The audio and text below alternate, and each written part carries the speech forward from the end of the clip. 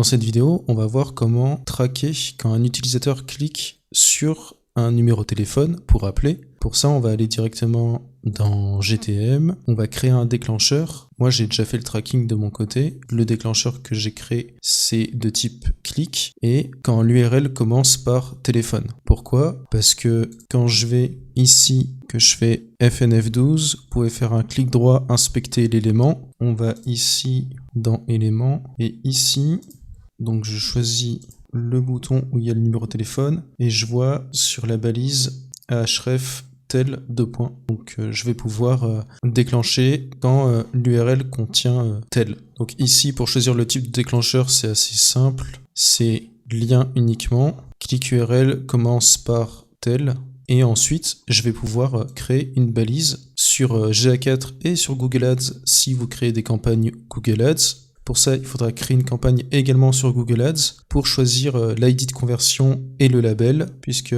moi je ne l'ai pas encore mis en place, mais ici on aura l'appel de conversion. Pour ça, il faut aller directement dans Google Ads et ici dans Appel Google Ads depuis la conversion sur le site. Ici, afficher le numéro de téléphone à remplacer, l'ID de conversion et le libellé de conversion. Donc l'ID et le label, vous les retrouverez sur Google Ads quand vous allez créer votre suivi de conversion. Une fois que ça c'est OK, on va pouvoir faire la même chose pour GA4 pour envoyer les informations sur Analytics. Et ensuite, ici, comme type de déclenchement, on va choisir celui qu'on a créé précédemment. Une fois que ça s'est mis en place, c'est assez simple en soi, on va faire prévisualiser.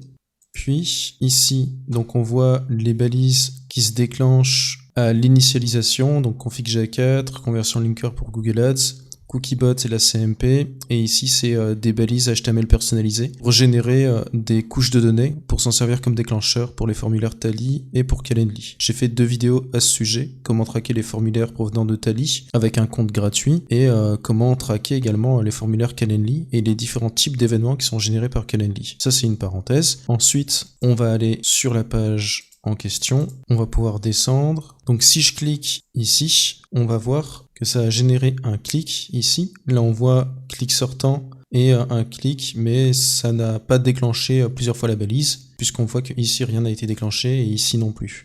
Les 2 balises ont été envoyées sur Google Ads et sur GA4.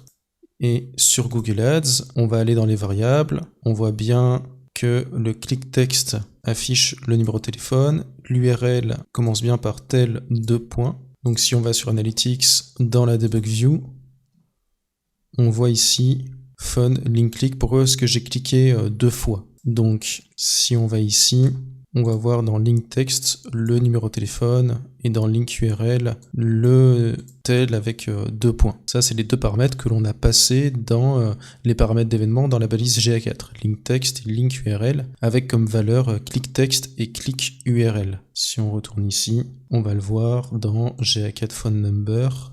Ici, Link URL, click URL et Link Text, click text. Ces valeurs-là, on peut les retrouver facilement dans les variables, dans click text et click URL. C'était une vidéo assez courte sur comment traquer les numéros de téléphone et les envoyer sur GA4 et également sur Google Ads. Et sur Google Ads, il faudra forcément créer un suivi des conversions qui délivre un ID de conversion et un libellé, les 2 éléments qui sont indispensables pour faire un bon suivi des conversions sur Google Ads. Si vous avez aimé cette vidéo, n'hésitez pas à me soutenir en likant la vidéo et si vous avez des questions, vous pouvez les mettre dans les commentaires sous cette vidéo ou alors en message privé sur LinkedIn. Chaque vidéo que je crée, j'en fais également un contenu écrit avec des captures d'écran, comme ça vous pouvez à tête reposée faire le tracking de votre site et l'idée c'est d'apporter toujours plus de pédagogie sur la web analyse pour la partie reporting et également de plus en plus sur la partie page de vente et Google Ads puisque tous ces éléments sont connectés pour générer des prospects qualifiés et les convertir en tant que clients par la suite. Il faut voir vraiment chaque vidéo comme un bout de puzzle et puis l'idée c'est d'avoir de plus en plus un tableau qui se dessine sur comment obtenir des prospects qualifiés en respectant les différentes étapes, que ce soit au niveau du tracking, de la page de vente, de la diffusion sur Google Ads et de l'optimisation. Je vous dis à bientôt.